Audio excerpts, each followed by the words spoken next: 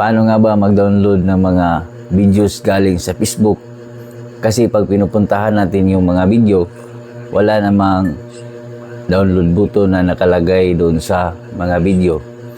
At gawin nating HD videos ang ating ida-download, kaibigan. Ibig sabihin, klarong-klaro ang ating mga video na na-download.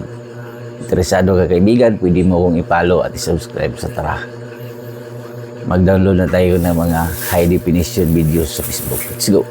Gawin, kaibigan, ay puntahan ang mga Facebook o kaya mga video galing sa Facebook. Halimbawa ito sa akin.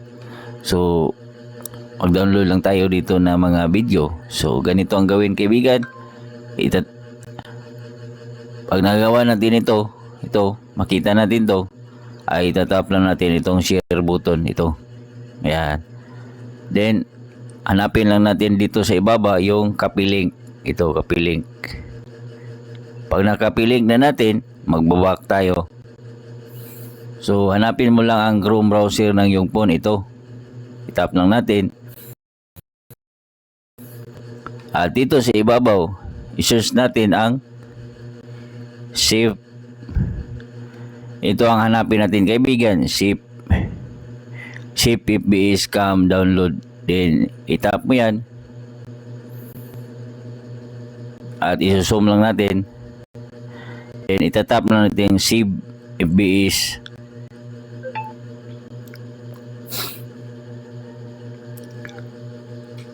At dito sa may nakalagay na insert a link, then ilulong press lang natin to. Then ipipaste natin yung nakapiling kaina na galing sa Facebook. Yan. Then itap lang natin itong download pag nag-green na ito. Natin. So itap na natin itong download HD kasi nga high definition ang ating pipiliin at klarong-klaro. Itap natin itong download HD. Ayan, nag-download na siya.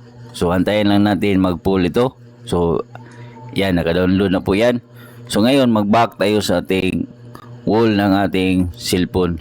So tap natin itong wall, then hanapin lang natin dito yung gallery. Sa akin putos.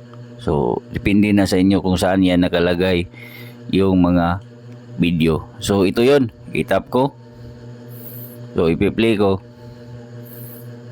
So, klarong-klaro ang video na ating dina-download doon sa Facebook kasi nga high definition. So, ganun lang, kaibigan. Kung may video ka na nais mong i-download sa akin at gusto mong klaruhin sa tutorial, ay pwede mo ito gawin.